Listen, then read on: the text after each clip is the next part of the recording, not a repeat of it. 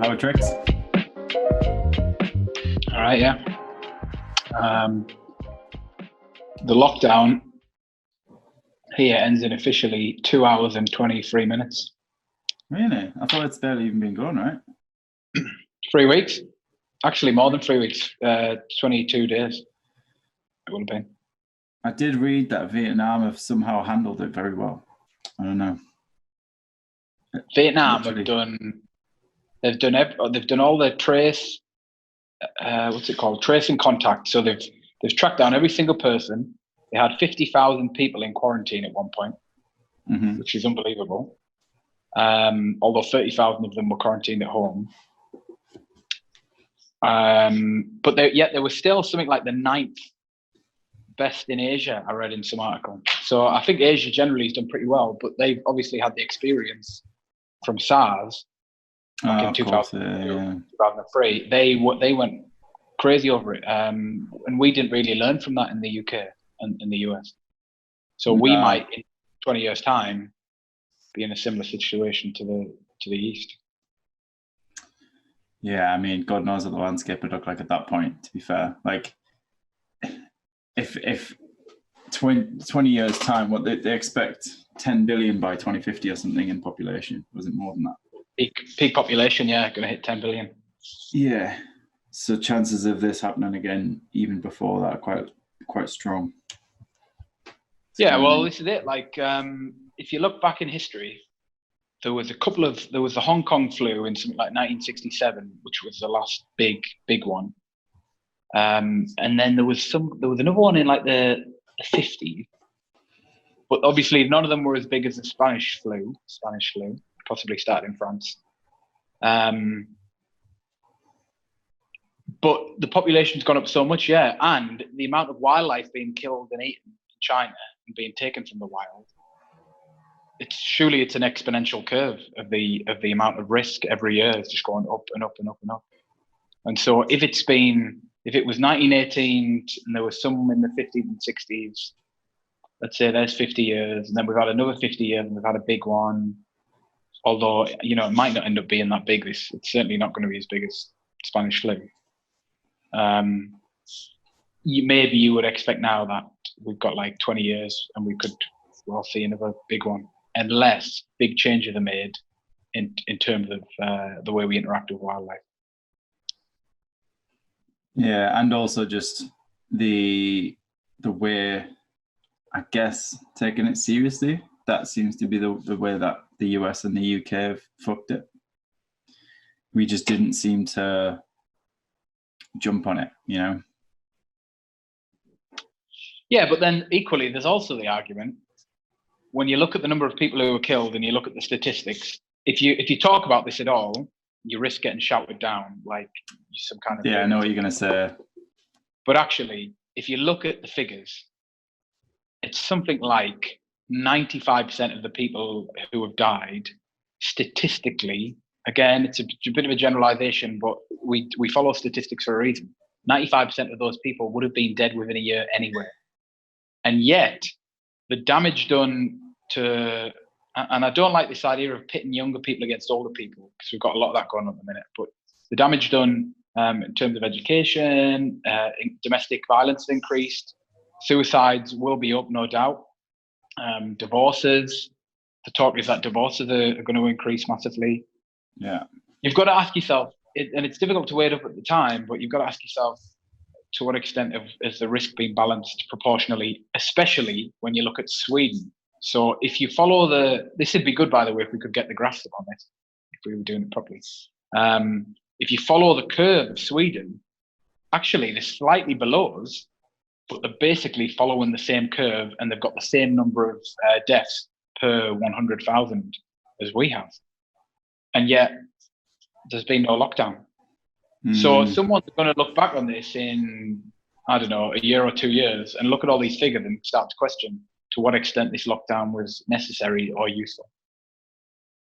I was thinking this the other day. I think part of the whole lockdown thing is, it's like, if you're given this decision, say if you're a country that's not as like prominent in everything like this, so like I don't know, Cyprus, right?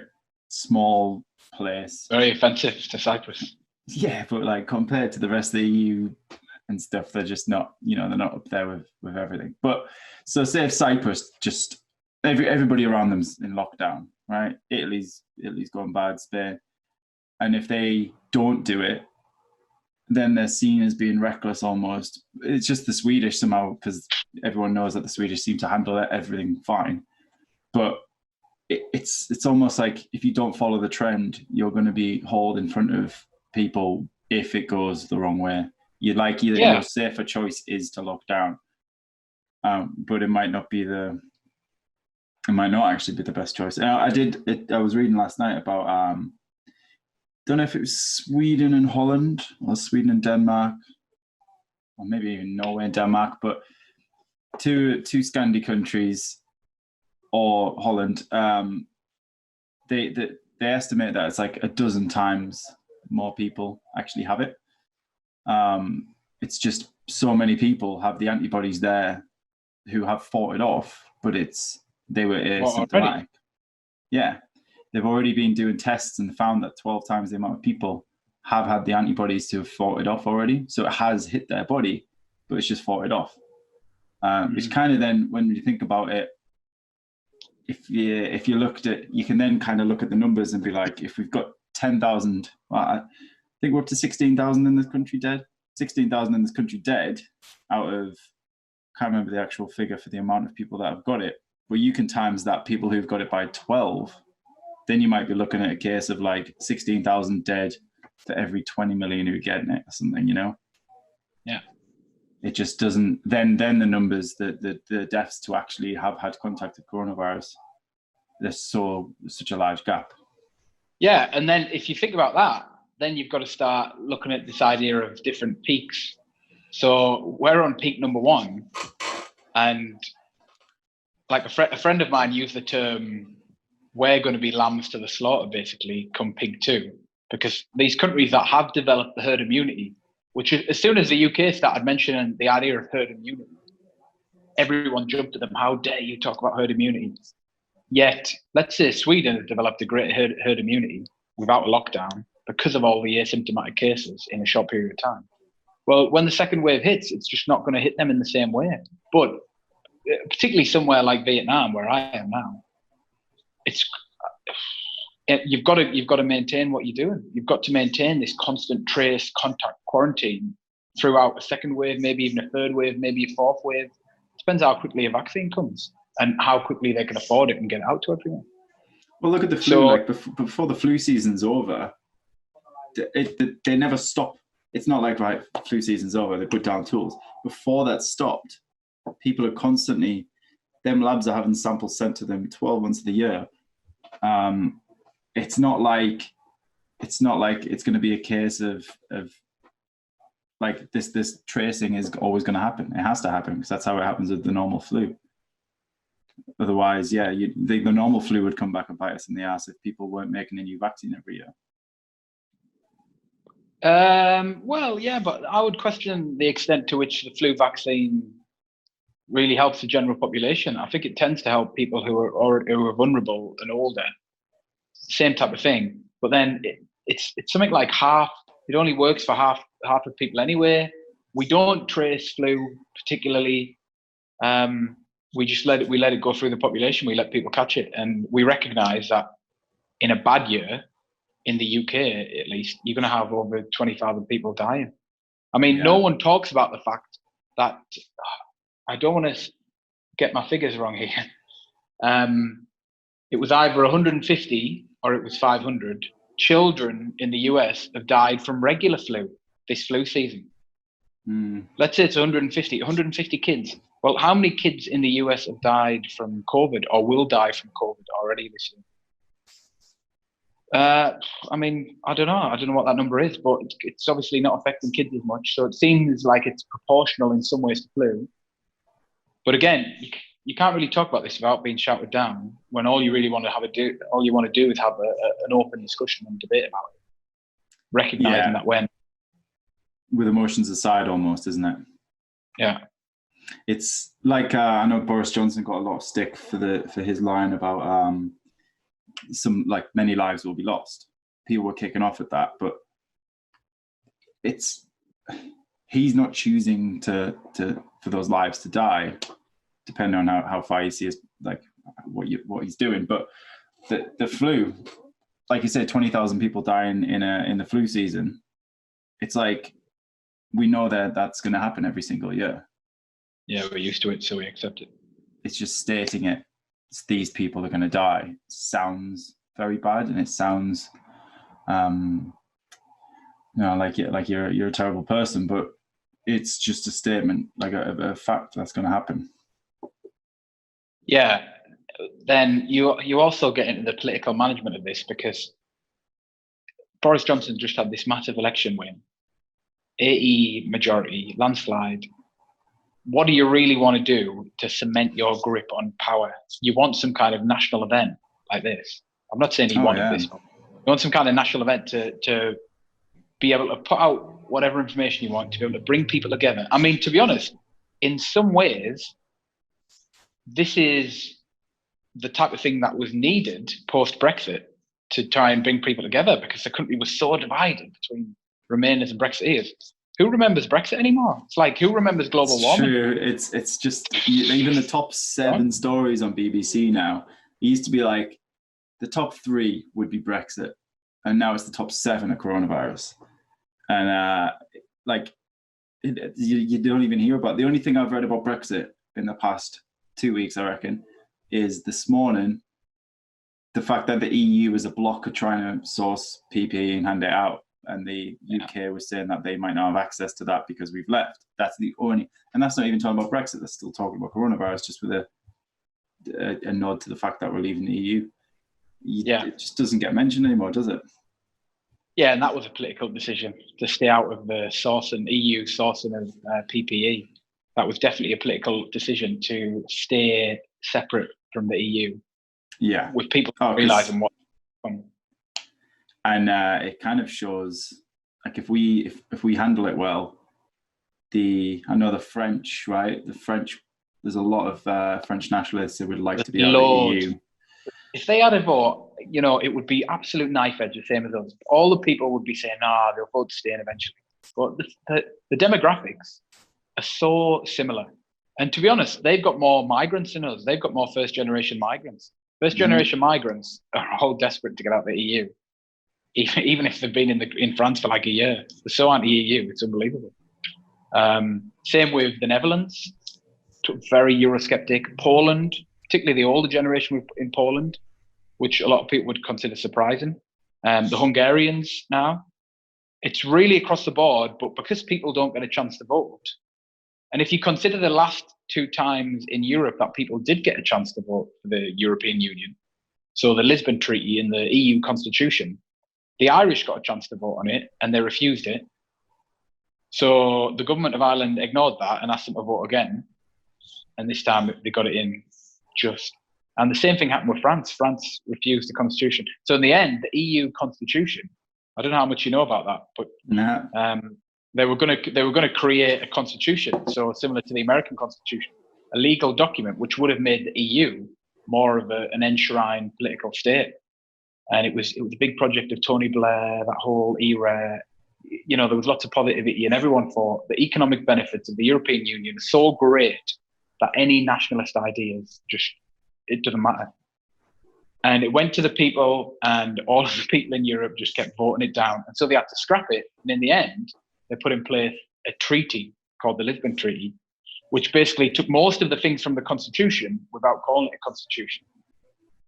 So, for example, it put in place the fact that we have a president, kind of like a president of the EU, the fact that you've got a foreign minister of the EU, talk of having a more combined military force all came from that. It's very much about, you made one step by having monetary union back in 1998 when they put in place the euro, and then the next step was ever increasing political union. People didn't want it. Mm. I have, this is the kind of thing though, like, how much of your opinions changed since you were an 18-year-old? So in fact, you can vote from 16, can't you? So How much of your opinions changed since you were 16? I think you can only vote in Scotland if you're 16 and for certain things. You can't vote for most things. Yeah. Oh. Well, let's say you're 18. That's 10 years for you. And how much has your opinion changed in 10 years about everything? And look at how often does a referendum come up? You've kind of got to catch that right, otherwise you're not really going to get the accurate reflection, I guess. I don't know.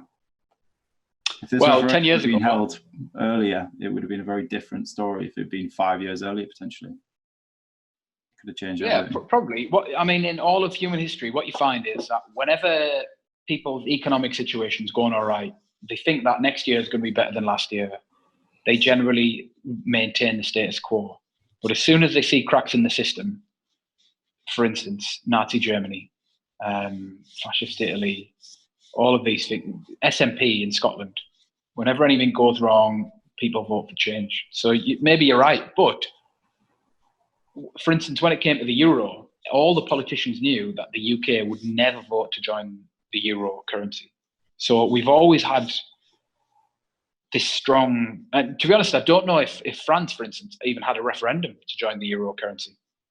I'd be interested to find out, because whether they voted for it or not, I don't know. Or they just got pushed into it. Maybe, yeah. That's usually what happens in Europe. And sometimes you need that. It's not necessarily a bad thing all the time. If you put everything to a referendum, like the Swiss do, for example, everything gets put to a referendum. It's the most direct democracy in the whole world. Everything there's no political parties. You vote for your representatives, they put forward laws, and then they get put to the people every 6 months in referendums. It's amazing in some ways. But to what extent can you always get things done? It's like proportional representation.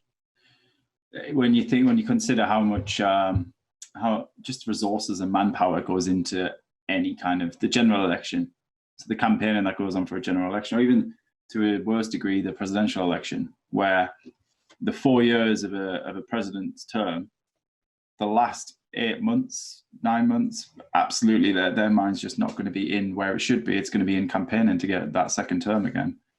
That's then their priority, and it's a lot of wasted money and time. And that's the argument being made now about Trump, that everything is about re-election. Yes, apparently there's never been a wartime president who hasn't been re-elected.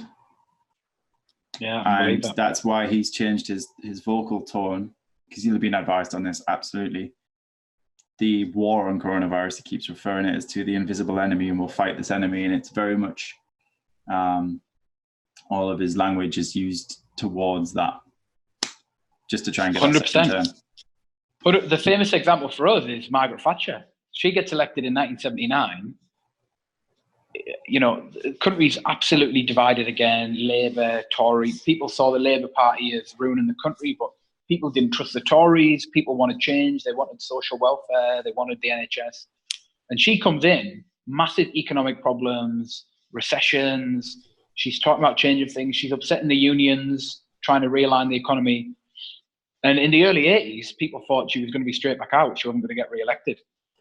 And then 1982, Argentina invades the Falklands.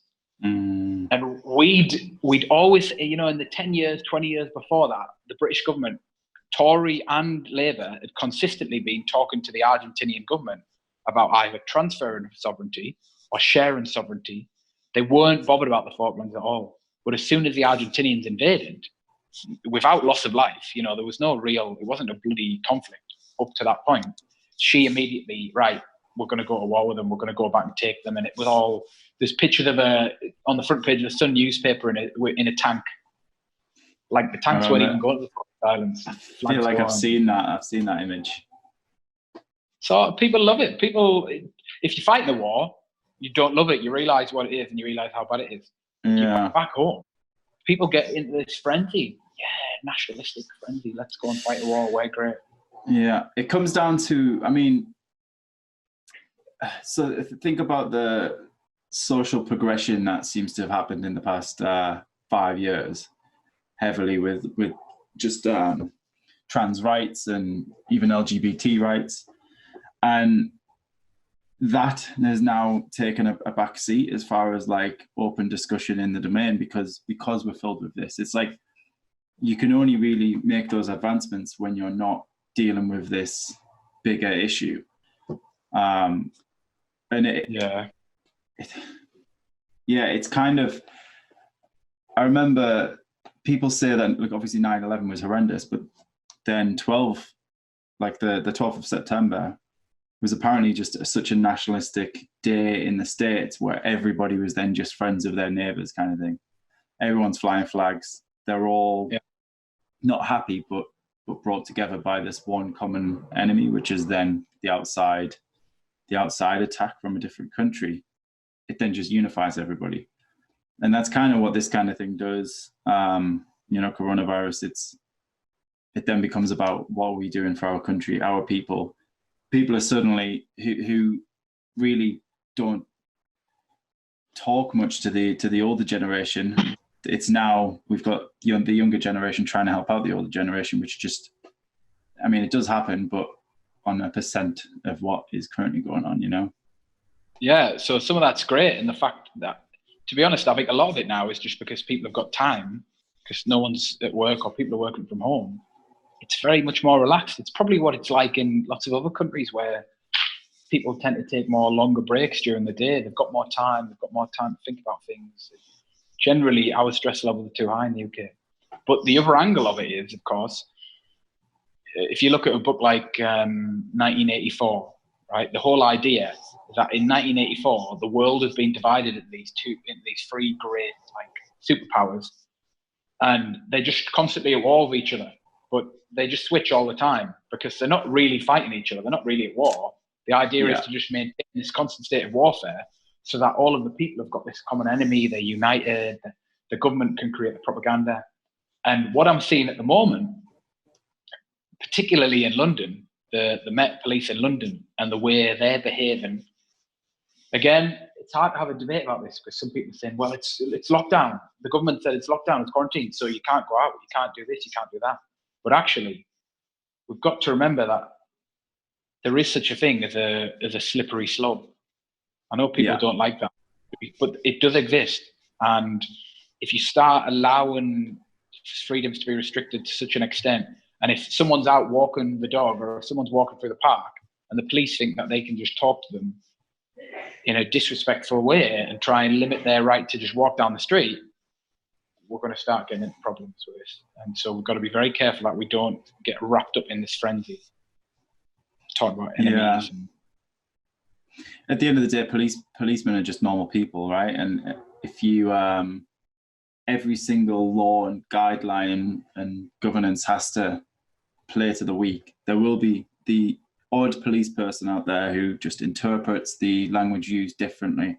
In that, if I go out for a run now and I decide to sit down, not even on a bench there in the middle of a field for 20 minutes whilst I get a rest to go back, that's then seen as relaxing, and you're going to get, like, I got told to move on in Greenwich the other day, and it was literally just stopping after like a 5-mile cycle or something.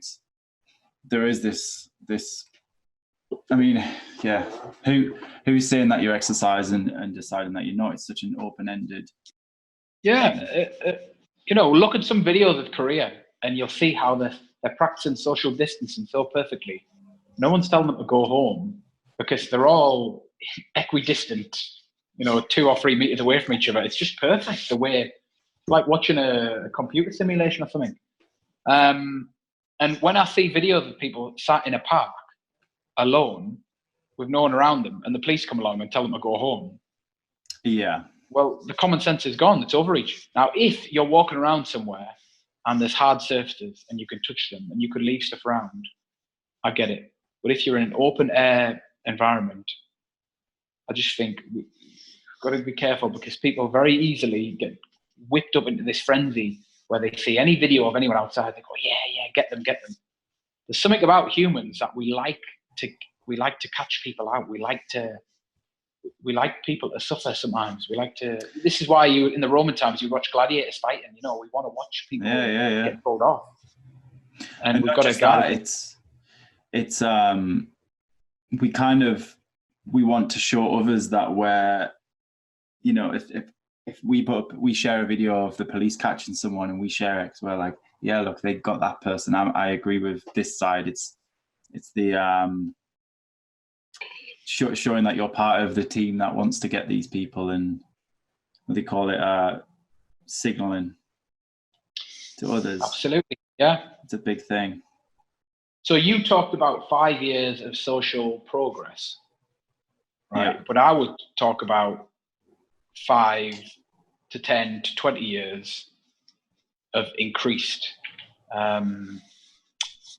social signaling, in some ways I would go as far as say social fascism, the worshiping of certain ideas of which people are not allowed to deviate from, policed by the reactions of everyone else, and social stigmatization and being isolated from communities if you dare to have an opinion which questions somebody else's.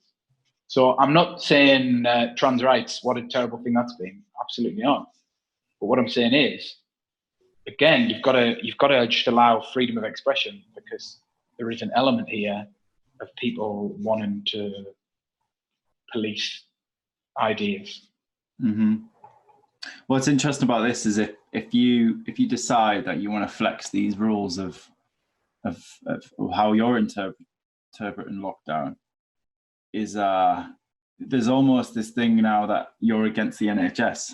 So like, as soon as if you go out for in the park and just have a sit down with a drink or something, then it's seen that you're saying fuck the NHS. You don't mind the strain being put on them, like you're anti-NHS.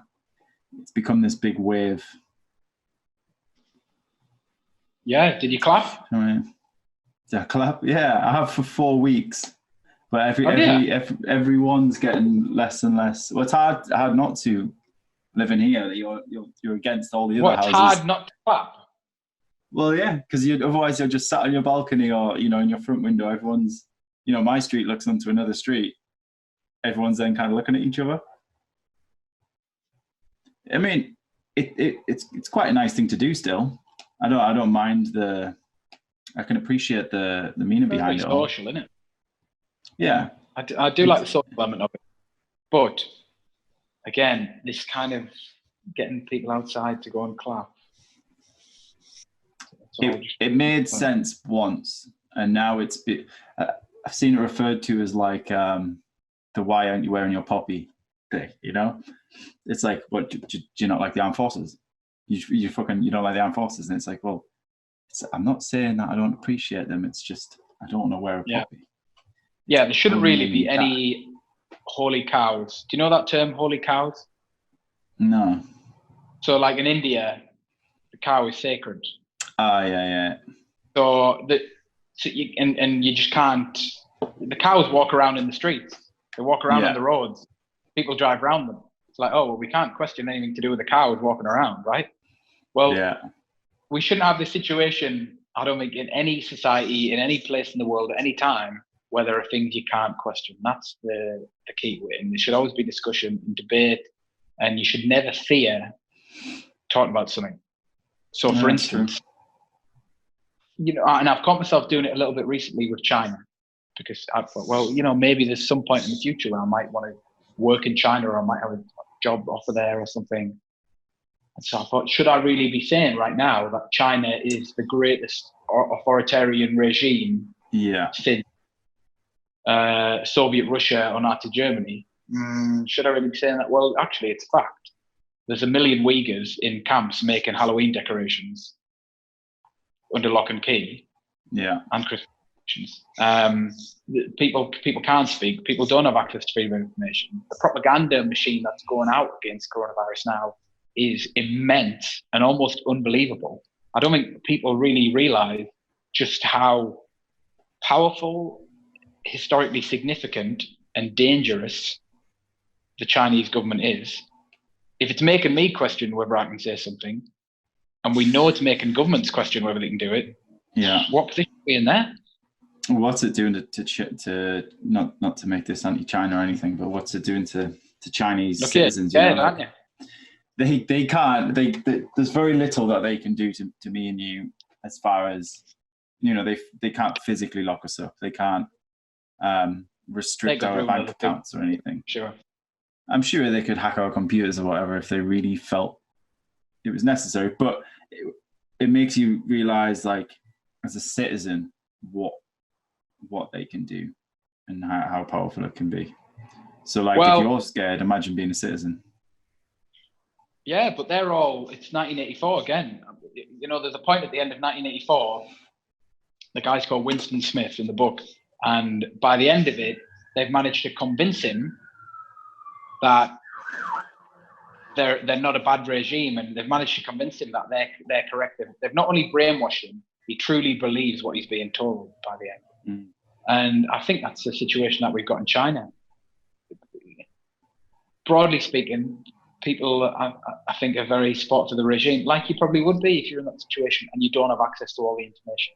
And I'm not saying for a second that the Western governments are perfect, because they're absolutely not. I mean, there's certain things that we know the American government does, the British government does, that are terrible. If we go back to the UK, there's a site in North Yorkshire. I don't think a lot of people realise this, but there is a place in North Yorkshire where the entire world's internet goes through. Yeah. And it's all being stored by British and American governments, and it's all on servers. And I suspect China's doing the same thing, because why not? And the power that gives them and the way that they can control information, I don't know. It worries me about what the future holds. Yeah, because it's not like any of us are specialists in that area. And I certainly haven't spent a crazy amount of time thinking about what that... only recently I watched a documentary about surveillance, and it kind of enlightened me to a few things. Imagine a professional or just someone whose life's work is in this. They'll truly understand how much this data can be damaging. Like, we think that signing data away on terms and conditions when you install an app, you just click accept, right? You don't read it. But to the right person, that data that you're giving away, even if you consider it a small nugget of uselessness, then what you can do with that is crazy. Yeah, I mean, look at Facebook, look at all of the modern companies now. As much as they might be providing a service in one side, the majority of their business is actually data mining, data management, action. Westworld's a really good example. Do you watch Westworld at the minute? Nah. So the TV show Westworld, it's got to a point where these companies have mined so much data, which are all tied to us. So they've got our email addresses, or our date of birth, they can compile all the information, put it together. You are profiled. It starts with them being able to use those profiles to target advertisements towards you. So they want to get an accurate profile as possible. It continues to just get so complex and so developed that ultimately they can predict what you're going to do next. They can predict the decisions that you will make, the rough way your life is going to pan out. And the more data you've got, the better you can predict the decisions. And so ultimately they get to a point where they can completely control the world, because they know what everyone's going to do at any point. As soon as you are born in a deterministic way, they know from the data, from what your parents did, everything is tracked out for you. That's like the way we're heading. And do you want to give that type of control to a country like China, where there's no democratic oversight? They would argue against that. They would say that it's a democracy. People do get to vote. But in China, people vote for a local representative who votes for a next level representative, who vote for a next level representative, who vote for the next level representative, who then vote for the president. At least the election of Donald Trump showed you, whether you agree with it or not, that people can shake up the system in Western democracies. And they can, okay, Corbyn was hounded out.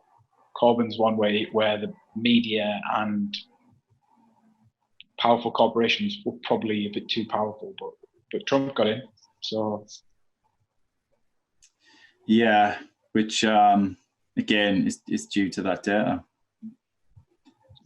Very much. Yeah. Have you seen the Brexit film on Netflix? I told you about it, right? Yeah, I've not much. Yeah, Very, very good. You should watch it. It's an hour and a half On long. Yeah.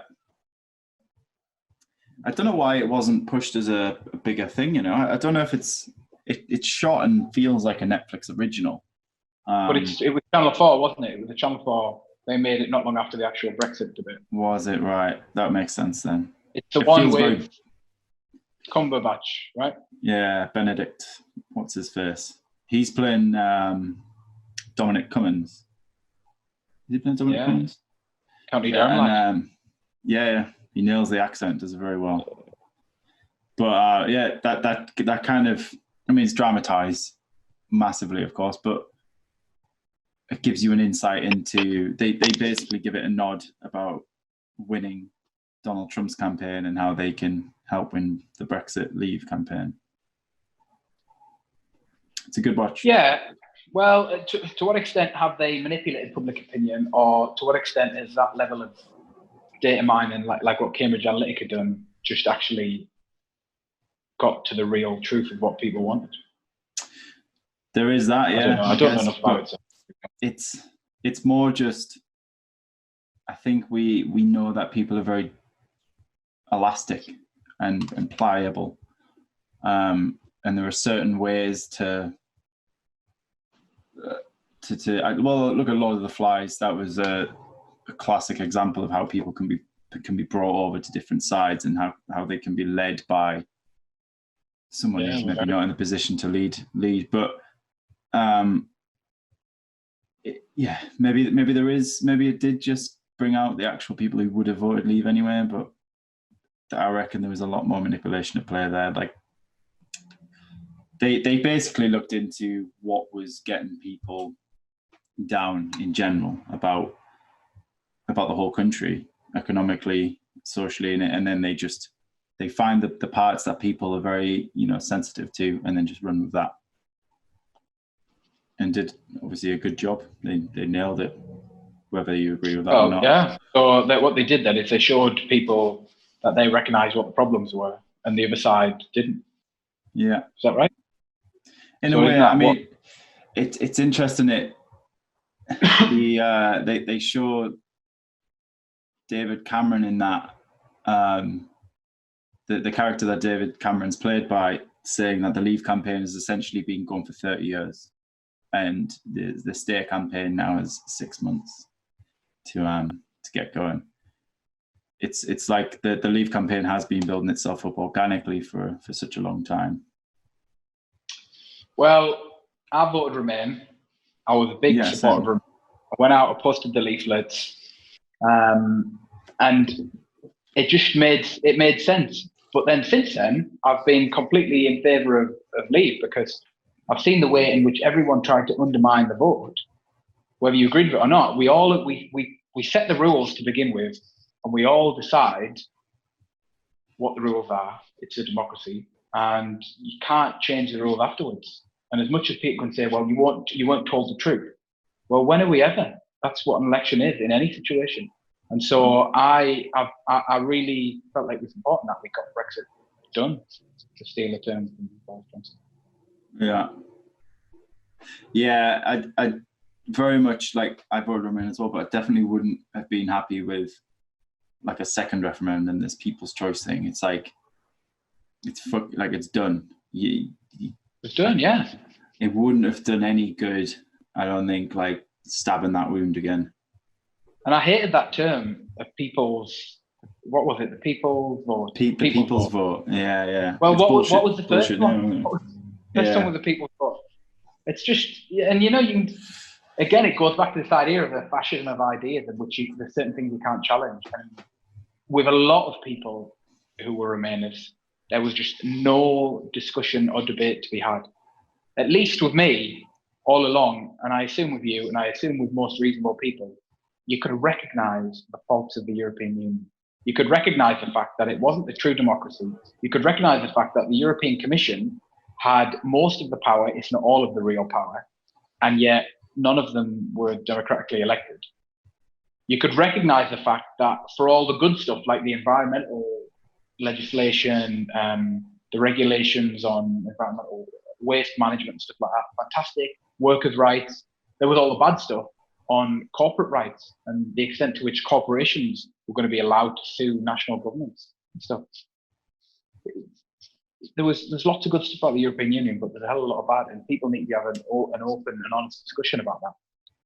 Yeah, 100%. I remember I did watch a campaign, like a video that was very dominant about leave, very early doors in the whole thing, and it kind of, as any convincing documentary can be, that brief moment in time, I was like, well, maybe leave's a good thing then, and then I looked into why you would remain, but they just played everything on fishing, stuff like that. Like the EU doesn't allow British fishermen to go into the North Sea, whereas fishermen from Denmark, who are not governed by the EU so much, can then freely fish in UK waters and all this shit. Well, yeah, that's not necessarily true. There's like all the fishing water gets shared out, and then there's a quota. So we're allowed to take so much from our own waters, and other countries are allowed to take so much from our waters. But yeah, it was an emotional argument, wasn't it? It was all an emotional argument. Yeah, but, and they're interviewing working class fishermen. Back then, I was obviously just like, that's bullshit. We should be allowed to fish in our own waters. Now I'm just completely like, we should all just stop fucking fishing. That would be the better way to do it. And then we don't destroy the waters around our country. That's a better idea. But yeah, well, interesting one. I tell you what, right? This is another thing. So 6 months ago, the whole world was controlled by Extinction Rebellion. The whole thing was Extinction Rebellion, and the idea was that we're all going to go extinct because of man-made climate change. Well, actually, now we've came into a global pandemic where the risk of extinction, all right, not extinction, but that idea of lots of people are going to die suddenly becomes a lot more real. And I'm not hearing anything about climate change, but where's Extinction Rebellion now? Because if Extinction Rebellion was going to fit and follow its name, we're rebelling against extinction. And what they should really be fighting about, again, is this thing of overfishing of wild animals being hunted and killed and eaten. Because actually, if we're going to focus on pandemics now, well, the greatest risk of extinction now surely comes from the fact that we realize every time we go and kill all these pangolins, every time we eat bat soup, we're putting ourselves at risk of extinction from mass pandemics. So I want to see Extinction Rebellion going out and talking about, let's stop huge amounts of fishing, let's stop the taking of wild animals to the extent it happens now. It's true. But then, I mean, there'd be some people, I don't think we know enough yet on this, but obviously a lot of people are sharing the fact that skies are clear in certain parts. Like there's Indian towns that can now see the Himalayas, which are 30 miles away, which have never been able to see because of pollution. Although some of the stories I've seen about fucking dolphins in the Venice canals were incorrect. I believe that was somewhere else in Italy. But there's a lot of chat about how this is helping the ecosystem, and I do wonder how many people are very much low-key in support of this kind of thing. Like humans had it coming. 100%. We've done this to ourselves, and like I told you so, kind of. 100%. But why isn't the argument then? It shouldn't be about. Well, they don't have to be mutually exclusive, but the argument shouldn't just be about emissions all the time. Because actually, what I'm seeing is pollution is the big problem. We've all stopped going outside, and we've all stopped chucking crap everywhere. We've stopped, we've stopped using so much plastics in some places. We've stopped we've stopped consuming so much, I would say, generally. I'd like to see the figures on it, but we've cut down probably on the amount of wild animals that are being taken and sold. So I would say that the biggest thing that we can do is protect biodiversity. It's about protecting what's out there, and it's about protecting habitats from destruction. The focus doesn't necessarily need to always only be on emissions, because this is what people get so driven by, and it's global warming, climate change. It's just carbon, isn't it? Carbon, yeah. And actually, water vapor is 50% of the greenhouse effect. Let me say that a little bit quick. You can't, again, it's another topic where people don't like to see a debate about it. They don't like to see discussion. All right, the world's getting hotter, without a doubt. But you've got to look at climate in like, I've got a really good graph I'd love to show you about climate change and about the fact that you've got to look at climate over hundreds of years. You can't look at climate over generations. And if you look at warming, over the past 100 years, say, well, actually, up until about the 1970s, there wasn't much of a trend going on. In fact, there was a period of global cooling from like the 1940s to the 1970s, and then we get this peak and this spike. I mean, I just find it incredible that people make predictions about global warming based on 40 or 50 years worth of data. It's true, but I mean, when it's all you've got to base it on, it's worth offering that up as a point. Yeah, but then people shouldn't be so sure, and they shouldn't act like they're so convinced. And again, then the argument should just go back to, well, it's common sense to say that if we pollute, we're going to cause problems because we're messing up the planet and we're messing up natural rhythms and natural ecosystems. So instead of always talking about, I'm so convinced that the world is going to be, someone said the world is going to be ended in 7 years. Global warming has got such a point, the world's going to end in 7 years. In fact, how about saying the data's looking pretty bad, we should probably do something about this. Let's not scare all the kids and tell them that they're all going to die in 7 years. Instead, how about we stop eating so much shit? How about we stop chucking all this plastic everywhere and we just start thinking a little bit about the environment we live in? Where's that common sense argument? Yeah, because I think we need graphs. Well, you can share them if you want. I've never done a screen share on this, so I'm not really. I wouldn't trust myself to not get it wrong. Yeah, but let's do it for next time. Sure, I've got loads of graphs. Yeah, and I kind of I keep wanting to like quote stuff and go on my phone, but yeah, I'm resistant. Yeah, we need a Jamie. Yeah, pull it up. It's true though. I mean, well, to be fair, I've got my Mac sat in front of me, so if I get my keyboard, I can also run my iMac. But yeah, I mean, I read a book by David Wallace Wells. I only like got halfway through or something, but that was quite scary. And ironically, I felt like a shitbag because I started reading it when I was in Bali, so I'd just come off the fucking 21-hour. Which flight. time? First time. Just come off the 21-hour flight, and then you're reading about the impact of that kind of flight. So now, to be fair, on my last one, I carbon offset it, but that it is hella expensive to do that as well. And I do want to do that for all my work trips. Do you know what, mate? Right, this is another problem with carbon trading and carbon offsetting. So what they end up doing, right, is let's say in the Amazon rainforest, you've got these ancient forests. There's actually, by the way, there is an argument to suggest that a lot of them are man-made and stuff. But anyway, let's say you've got these really biodiverse ancient forests that have been there for thousands of years. And some companies chopping them all down, absolutely devastating for the planet. 100 species go extinct every day. Did you know that figure? 100 species every day. Part of that is natural, right? That happens anyway. New species come along, but that's a lot, and a lot of it is because of human activities in places like the Amazon rainforest, in places like Vietnam. So someone comes along and says, right, let's offset our carbon for this flight, and all that happens is the people who've just chopped down all those trees in the Amazon rainforest, they plant conifers, and they plant these trees with absolutely no biodiversity. And you can go on Google Maps right now, and you can look at these areas of rainforest, and you can see where the carbon offsetting forests are being grown to replace the ancient rainforest. And if you walked through it, it would be silent. It would be eerie. You would hear nothing. There would be nothing there because these trees cannot sustain light. Certainly not in the same way that the rainforest could. So everyone thinks Prince Harry's going around, I've flown on a private jet 5 times this year, but I've offsetted all my carbon. Well, hold on a second.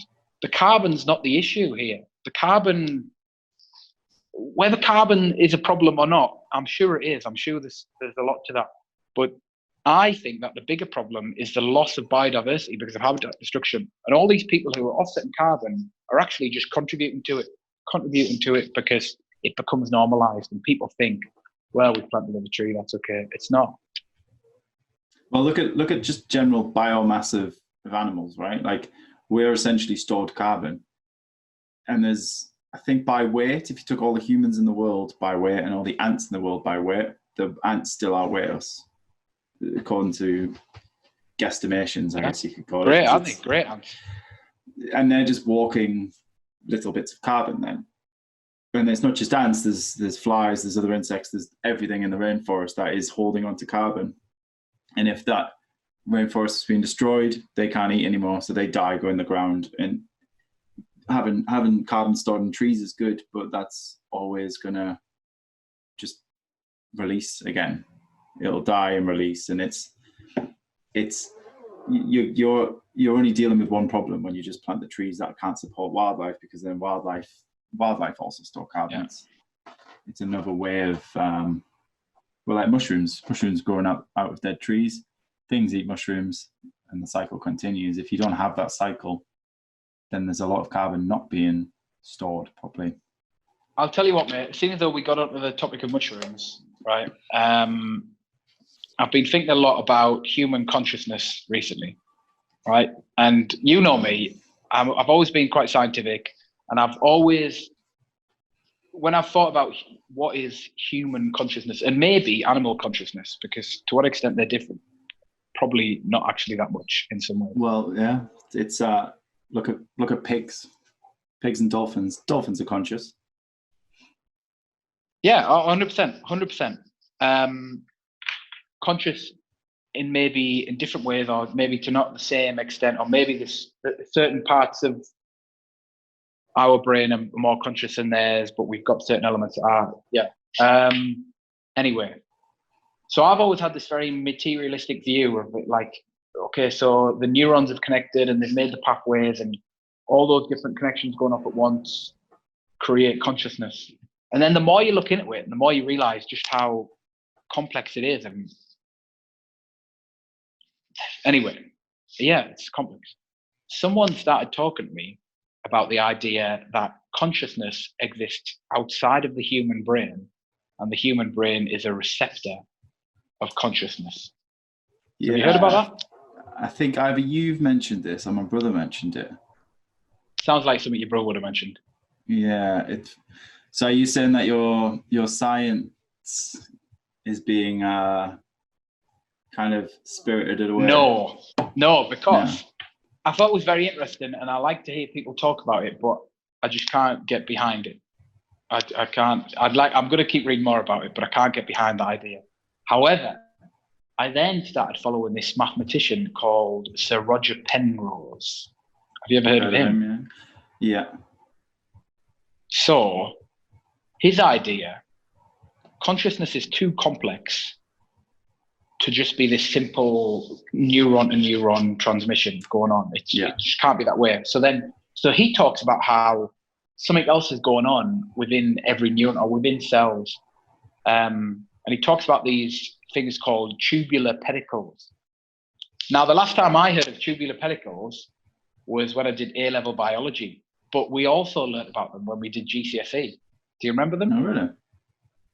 So the tubular pedicles are the things that during mitosis, when your cells start to split and double, right, and grow, copy themselves, it's like these weird fingers that pull apart your DNA.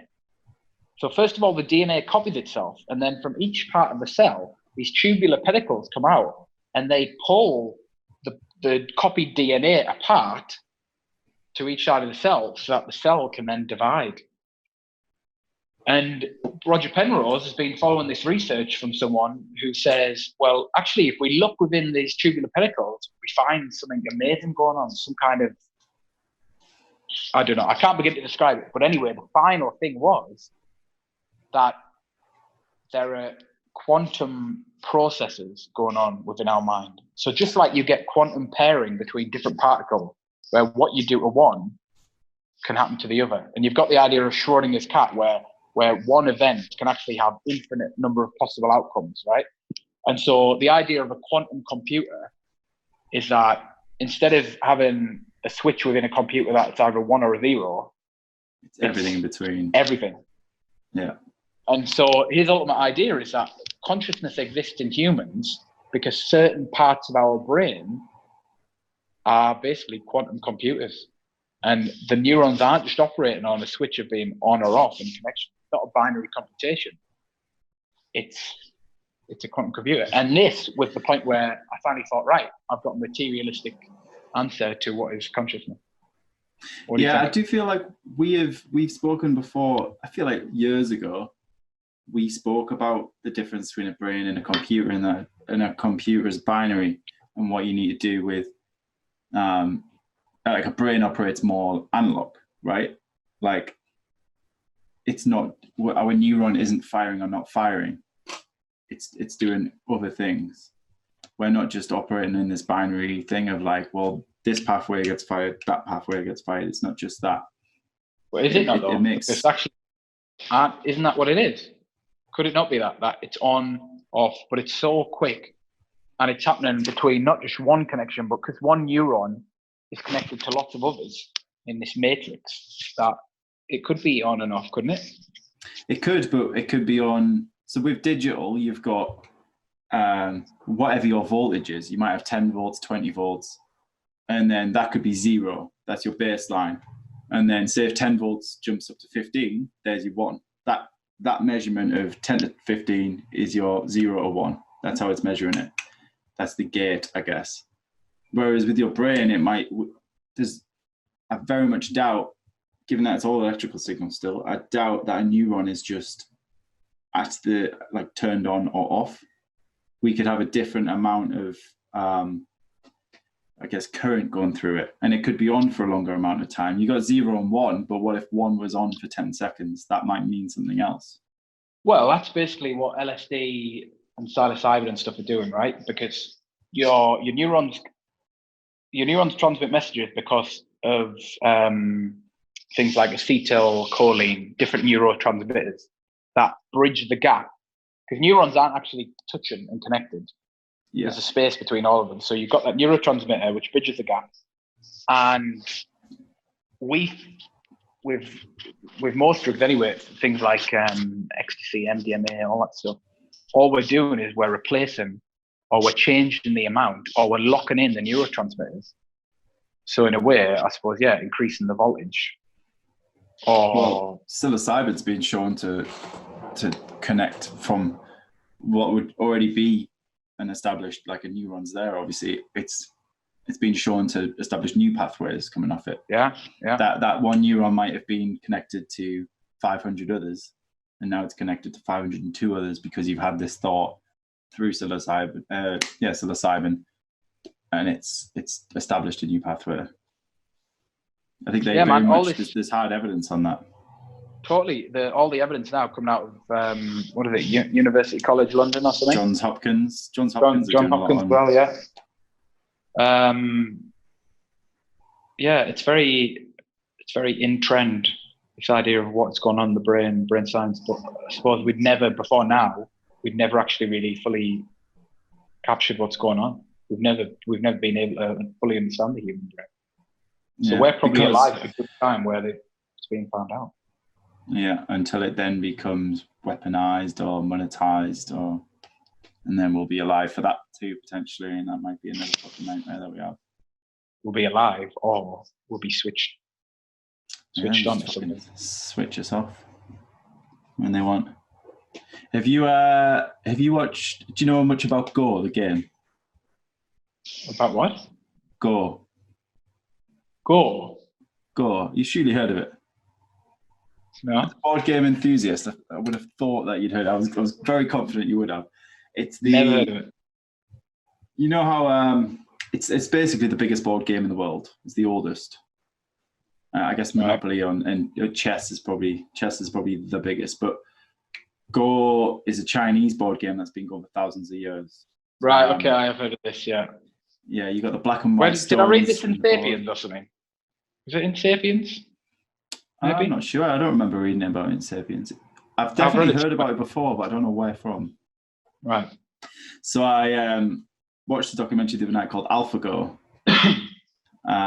It's basically, the game of chess. You've got, as soon as you move that first pawn, there is a set number of ways that your next moves can be. Yeah. If you think of it like a tree branch, there's this option, this option, this option, this option. With Go, as soon as you place your first one, there are more options than there are atoms in the world. So it's very. I heard about from AI.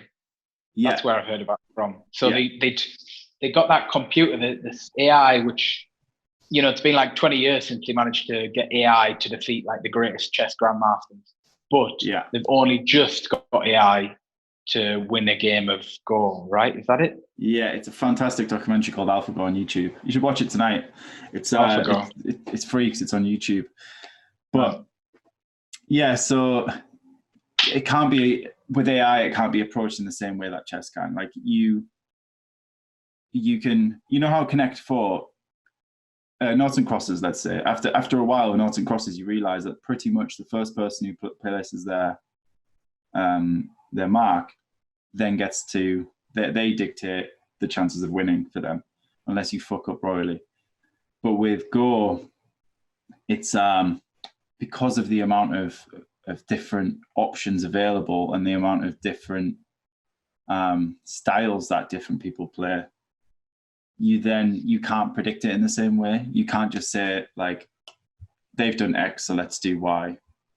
And that's why it was so hard for AI to try and compute, because you can't run a computer on this deep cycle to a potential infinite place. And then obviously the computing power that you need for that is next level. But in this documentary, I don't want to give too much away. They do end up beating it, which I think a lot of people have probably heard about that anyway. And it was in 2016, the world champion at Go, they ended up defeating him. And it was it's a real good documentary on it, just highlighting the issues that it has, I guess, and how I don't know. It's like a little insight into what we're dealing with potentially in the future. I know a lot of people think AI is around the corner, but it's kind of not, because there's so much that it needs to deal with. Like it's taken years to get it to play the game of Go on a team that's funded by Google. It's exponential. So it's like the coronavirus. It's going to go from being a few little cases to it is around the corner. I mean, we're getting to a point now where we will have driverless cars in 10 years. I mean, people might still question that, but they fully don't appreciate the extent to which growth in AI and technology is exponential. The problem is with driverless cars is you've got unpredictability. I think that's when it is human. Like, the amount of different routes you can take, not even routes, a twitch of the steering wheel this way by half an inch compared to a twitch this way half an inch, depending on what speed you're at, depending on what car you're driving, that's infinite possibilities for a machine to constantly be predicting. I don't know enough about this to really weigh in on it, obviously, but I know there's a few people who, on the car side of things, are confident that that's around the corner. But as far as replacing people's jobs and becoming set in our own society that we should be scared of it, there's still people that think that we're 40, 50 years away, which is crazy. Well, I just when I try and think about what the world's going to be like in 50 years, it's almost beyond what I could imagine, I think. And all right, we're not going to have flying cars, I don't think. But I don't see why in 50 years we won't have mass use of flying drones, which are controlled by AI. Mm-hmm. Why not? They all communicate with each other. The sky's a lot more open space than roads are. Why not? Well, I mean, because you might not need the drones. Like me and Spen have discussed about. I had this thought where really traffic lights are only there because we can't a car's coming this way, a car's coming this way. Oh, you don't want them to hit, so you have to stop one of them so the other one can go. When really, if everything was centralized onto a system and the cars were connected to that, you can then, from half a mile away, if a car's doing 40 miles an hour, another car's doing 40 miles an hour, you slow one of them down to 39 miles an hour and it'll just miss, and they can both carry on, which for emissions and everything is amazing. For everybody getting there on time is amazing. That kind of technology, I'm sure. I mean, it's the infrastructure difficult to implement, but if everyone banded together, if Tesla banded with BMW and Google's car, Apple's car, and they all had this, I guess, bed of code or this centralized server that can then control it. But you've got to ask yourself, actually, to what extent do we even need traffic lights? Because you come to somewhere like Vietnam, where everyone just goes, and you start thinking about human complexity theory. So you look at the way ants, bees in colonies work. It's all about complexity theory and the way they learn to react against each other. And I see the same thing, not that I'm comparing Vietnam to an ant colony, but you see the same thing when you go on the roads here. Everyone's moving out of each other's way. There's no centralized structure trying to control people. There's a recognition that actually, if you just leave people, they find a way. So in lots of parts of the UK now, they're taking away the white lines in the roads because they realize that sometimes it's causing more accidents by having all these road markings. Whereas if you leave people to make decisions themselves and follow this complexity theory, then you get less accidents. So yeah, I mean, we certainly can't do it, yeah, but yeah. I mean, there's not a chance that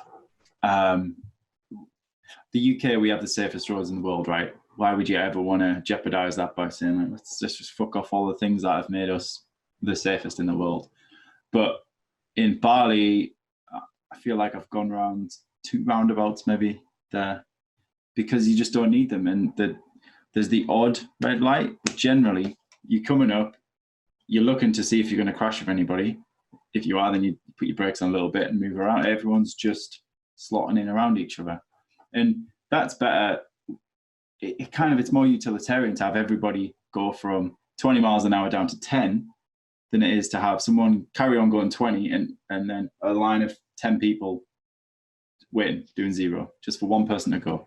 And it kind of, I only just recently this year watched the Unabomber documentary, and then you sat at a red light on the nighttime sometimes just thinking, like, why the fuck am I here? What is the point of this? I'm literally doing nothing. I'm giving way to a pedestrian crossing, there's no one around because someone will press the button and walks off half a minute. And it's like, there's a lot of that you can just eradicate. But people just need to learn to cross roads as well. That's another thing. I wish we had it ingrained in our culture that, like, we're fully grown adults. How can you not see that there's a car and just cross the road?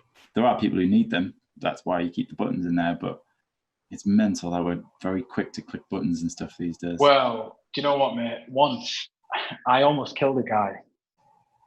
Right? I'm serious. So I'm driving through Newton Aycliffe down the main road, and I'm sure I was doing the speed limit. I think it was when you're going past Tesco. Do you know down the avenue? Is that a 40 road or is that a 30? Probably a 30, right? It's all a 30, yeah. Right, well, I think I was doing 30. I'm pretty sure I was doing 30 anyway. But I was just going long straight, and outside the fire station, there's zebra crossing. And I was just going, and I wasn't paying attention. I didn't look, and there was this old guy, and the light went red, and he just put his foot out. He stepped one foot into the road, and at that point, my car was there, and I just hadn't seen him. I hadn't seen the red light. I wasn't expecting it. And honestly, if it had been a second different, I could have killed him. Yeah, if you were tired that day, if you hadn't had a couple of cups of coffee that day.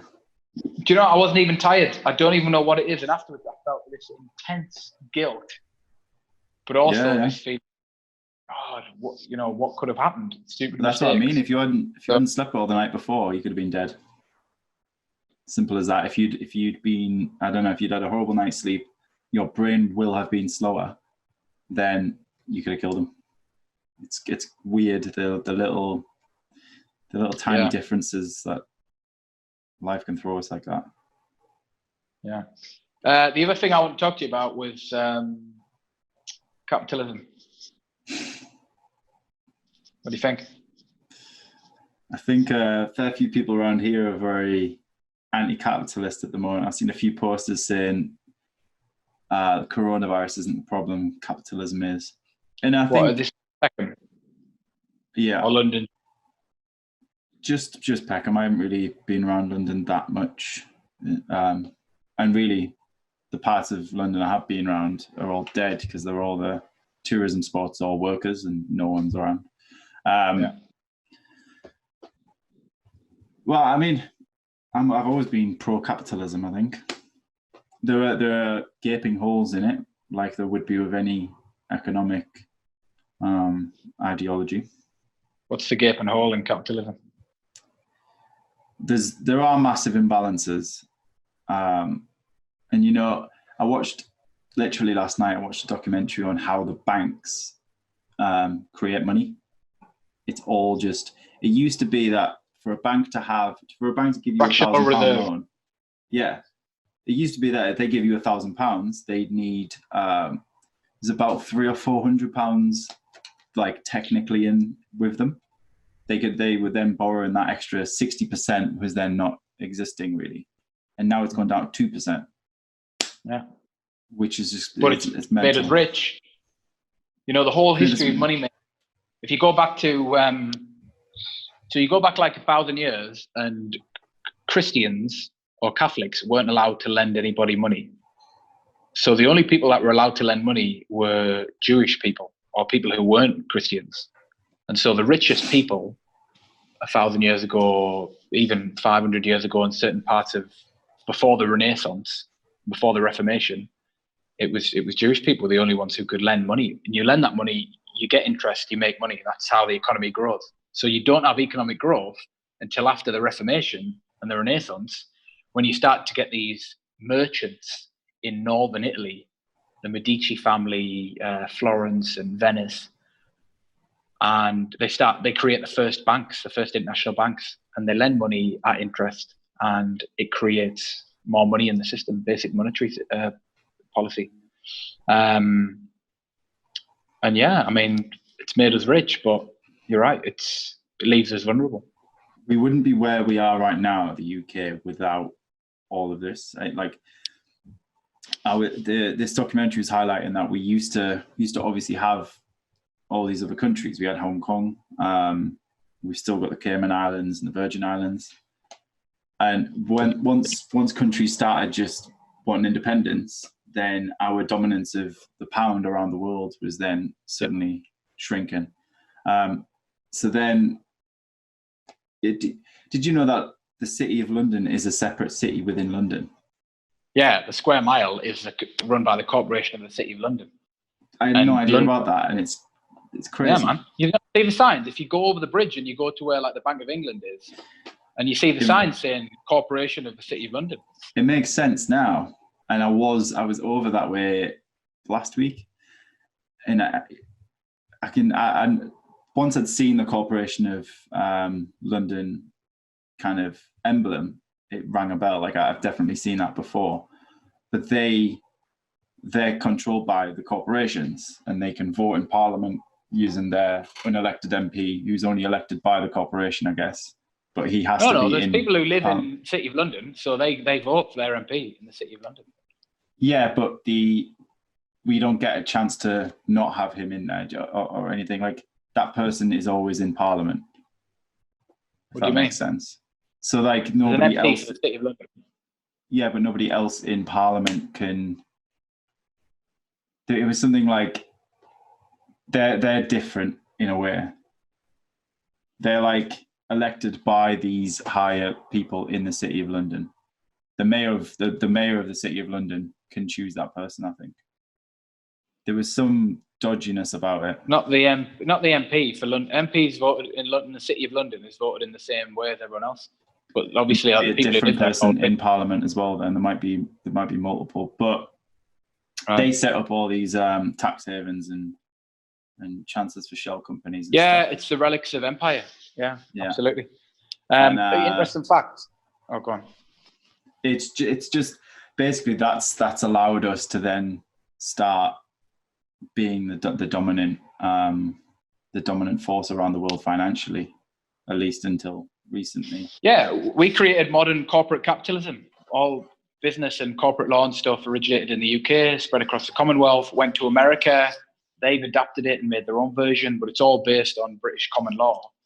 And the system we put in place started by things like the Hudson Bay Company, East India Company, British South African Company, all those different things, corporations which have made the world economy. And yeah, I suppose this is, for me, that is the big gaping hole in capitalism, that so much of it is unaccountable. And because so much of it is about looking for short-term gain and short-term profits rather than thinking about what your long-term profits might be. There's a belief in capitalism, corporate capitalism, that as long as things are going right in the short term and you can just keep doing well in the short term forever, then you do well in the long term. But people like Elon Musk, for instance, are some of the very few people who aren't thinking about short term, they're thinking about future long-term gains. Yeah. To be honest, Facebook as well, to an extent, with its data mining, it's all about thinking that 50 years down the line, even 100 years, what those companies could be.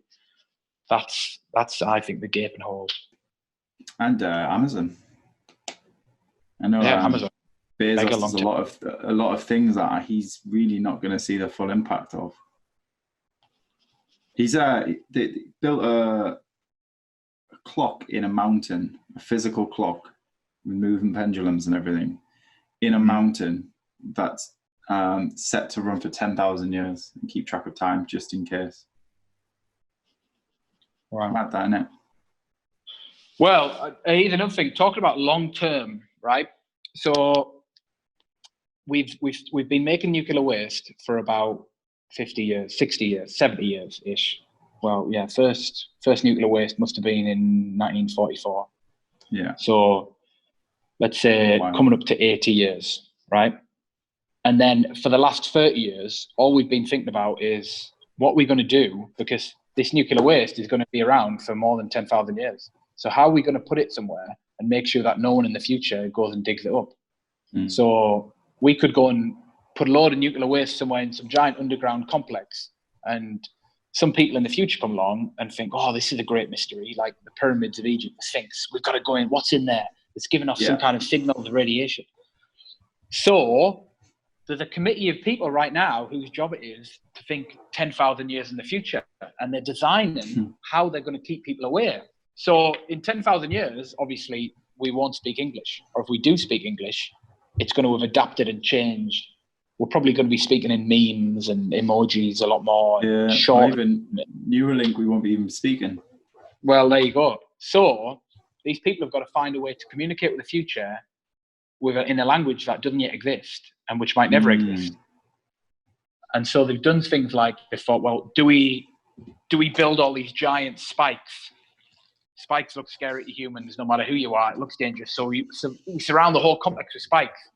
But then you've got to think, well, in 10,000 years, are people still not just going to think, oh, wow, this is amazing. What the hell's in there? There's other things like, do we create artificial animals? Do we alter their DNA so that they glow in the dark and stuff? All the animals in the area glow in the dark. When we created the sign for biohazards, you know that sign where it's like free things and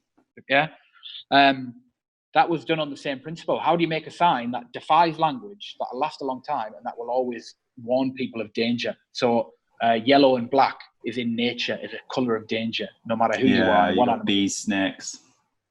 So I always found that dead interesting. How do you communicate and think not just 100 years in the future like we need to with corporate capitalism, but how do you think 10,000 years in the future when you think about the effect of some of the things we're doing to the planet today? It's, you know, what's interesting about that job is whoever's doing it, you can arrive at a conclusion and just be like, this is the way we're doing it. And there's never going to be any like blowback from that. You know, if you do your job badly, even if you can cover it up for a month, a year, it's going to come back at you. But that's not going to, like, there's going to be no way that in 10,000 years it was like, fuck's sake, he was wrong. But you'll always know, if you really believe that you haven't done it right, you always know that at some point in the future you're risking the death of. Yeah, it comes down to just being a good person, right? You have to be an ethical person. So it's basically like this mix of university professors and stuff, and they sit around in this big committee, and they still don't have an answer to it. The closest thing that people came up with was the panels on the Discovery spacecraft. Do you know about these golden records? So we put some on the Voyager spacecraft, for instance. Voyager 1 and 2 now are the furthest things away from the planet. They've gone outside of our solar system. They're in interstellar space. And we created these golden plaques and golden records with data inscribed on the, like, you know how you read a record with all the little grooves? Yeah, the grooves. We inscribed data on the grooves of the record. We also put on pictures of a human man, a human woman. We tried to show them, again, thinking about how could you communicate, what language could you create? Well, we said one thing that everybody in the universe has in common is a hydrogen atom. Hydrogen atom is one proton. So they found a way to show one proton through the equation for a proton. And then they created the whole language of communication off the back of that one proton equals one. And this is everything else. They put music on the disc. They put loads of different stuff to try and communicate who we are to people who not only won't have our frame of reference because they're 10,000 years in the future, but they're going to be from a different planet and they might not even be life in the same way that we are. Yeah. That's a very topic as well. It's like, again, going back to dolphins, you show that to a dolphin and because there's a chance that the life on another planet is as intelligent as us, or it might just not be. Its intelligence might be as much as a mouse's. Infinite, I lost your right? audio. Oh, there you go. What were we saying? Infinite possibilities. The universe is infinite, the scale of the universe. So there must be infinite life. That's true. So, well, it's theoretically true. So, there's no way, like, you could show them plaques to a dolphin and it's not going to have any fucking idea what it's about, we think. It is very interesting. I've found ways to communicate with dolphins, and we found ways to communicate with shrimps. Not shrimps, chimps. We had that gorilla that we learned to speak sign language. So we found ways to communicate with things that have a completely different frame of reference to us. Yeah. I've heard it be said that, like, even if we could communicate with ants, there would be nothing to say because there's nothing they do and we do that's like even worth discussing. If an ant spoke English and we did, we couldn't talk to it. If it spoke perfect English, because it wouldn't be saying anything relatable to what we do. Things like an arrow, the way that we use arrows, it's a very human thing because we use arrows. We recognize that it points a dog. Sometimes I do that way, you know, when you're pointing at a dog and you're like, go over there, do that. It's like, of course, the dog has no idea what you're talking about. It doesn't understand the point. It doesn't get it. It doesn't know to look at the point of your finger. It's a very human thing. Even smiling. Smiling's a human thing that we have it as a positive. And to a chimp, it's taken as a sign of aggression. Sign of aggression, absolutely. And dogs, did you see how they've proved now that dogs evolved to have eye expressions similar to humans? Really? Not in a way that they are consciously mimicking it, but it's almost in the same way that a lizard can change the color of its skin. The dog replicates the human movement of the eye because humans respond better to it. Yeah, I could see that. So we've got to start thinking outside the box a little bit and recognizing that there are certain things that we are so sure that we know, and there are certain ways that we're so sure that this is how we should communicate and this is what we should do. And we need to recognize that we're always looking at things from our context. And which is why I love physics and the whole idea of quantum mechanics and stuff and physics generally. You've totally got to separate yourself from your context completely. Oh yeah, so difficult. There's no way that like physics isn't taken emotionally. You never apply you rarely apply in your view of life to physics. You're not like, well, I can't think of an example, but discussing anything past an atom, you can't even apply anything to your life to that. There's nothing comparable, because that's a whole different world in itself inside of that. Yeah. What interestingly, when we talk about atoms, is we kind of use space as a reference sometimes, with planets, moons going around planets, and that's the biggest thing we fucking know. Talking about the smallest thing that we know. That's how much of a reference, a lack of reference we've got on the quantum world, I guess. There's a great little program. I'll send you the link. You could maybe put it in the info for this. You'll have done it before. You know where you can zoom in and it shows you, it's called the scale of the universe. And so it shows you a picture of things. Yeah. And you can zoom in, you can zoom out. Yeah, that's good for getting your brain that kind of open. You just can't deal with the scale of it. It's like when you're talking about atoms or space, is like when you know, when someone talks about Apple have $1 trillion, you're like, you know, they're a big company. That idea of them being a massive company isn't suddenly then bigger. They're just still the big company, because $1 trillion to you is, you can't comprehend that. And it's like, yeah, it's kind of like that with the world in some ways, is that you look at a planet and then you look at the solar system and then the galaxy, and then it just carries on going. You just can't comprehend how fucking big that is. Yeah, I try not to think about it, because what do you do? How the hell are you supposed to think about that? Because it's going to get you. It's interesting, but the fact that you can't ever. This stresses me out a little bit. You can never. We will probably never understand it. You can't arrive to any conclusion about it. It's something that will never be settled. Yeah, what came before the Big Bang? Before time existed? How could there be a time when there was no time, and it was forever and for nothing at the same time? That again is a language that it's just because we don't know it. Maybe the fucking dolphins understand that, they've got it down, but it's not within our. It just doesn't fit with us to be able to comprehend that. It's not complicated, yeah. It's an interesting one. I think that was like an hour and a half. So ring off. Good to chat to you. Yeah. So what are you gonna? Do you want to introduce your series of podcasts to people now? Are you gonna? No, this is a theory. Yeah, we'll see what it goes. Do you not want to explain eye to eye is? What is eye to eye? Nah, we'll do that in the description, eh?